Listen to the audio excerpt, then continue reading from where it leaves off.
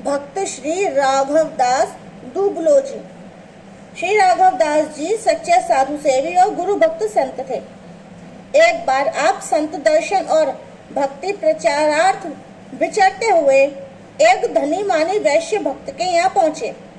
वह साधुओं की सेवा तो अच्छी तरह करता था, पर उनकी परीक्षा भी लिया करता था। उसने श्री राघव दास जी को बड़े आदर के साथ घर में ठहराया और भली भांति भोजन कराया। शयन के समय उस वैश्य ने अपनी स्त्री से कहा कि जाकर संत की सेवा करो, परीक्षा लो। वह श्रृंगार करके सेवार्थ उपस्थित हुई। राघव दास जी ने सेवा करवाना स्वीकार नहीं किया। तब भक्त दंपति ने बड़ी विनती करके कहा कि हम लोग आप संतों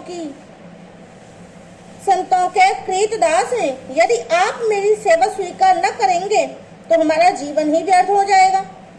उसका आग्रह देखकर आप समझ गए कि ये लोग सेवा के साथ साथ परीक्षा लेना चाहते हैं, अतः आपने आज्ञा दे दी।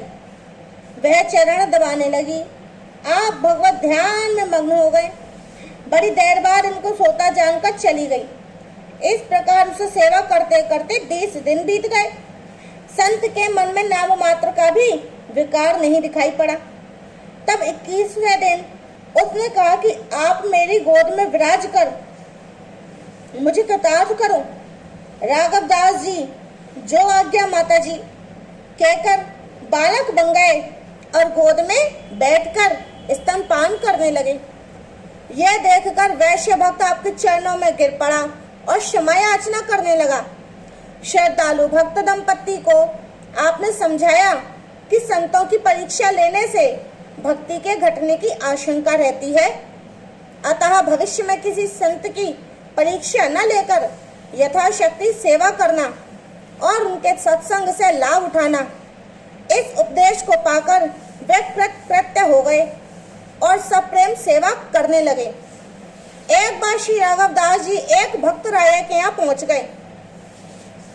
उसने इन्हें पहचान लिया कि ये महान संत हैं, अतः सादर ठहराया और इनकी खूब सेवा करने लगा। नित्य कथा सत्संग होने लगा।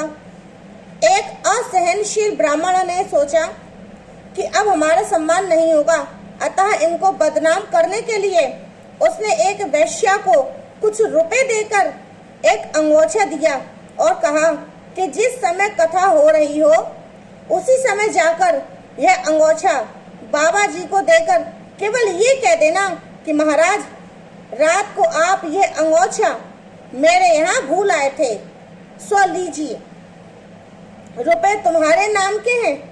ब्राह्मण के सिखाए अनुसार वैश्या ने अंगोछा दिया तो आपने निसंकोच ले लिया और उसकी बात का खंडन नहीं किया। इससे दूसरे श्रोता और राजा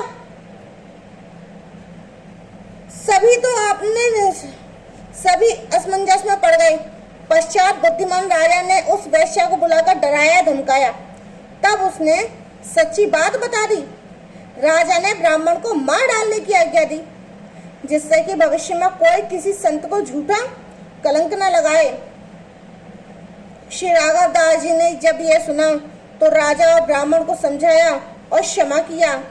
अब कीर्ति की चोट को आपने उसी प्रकार सहन किया जैसे निहाल पर रखा हीरा घन की चोट को सहता है।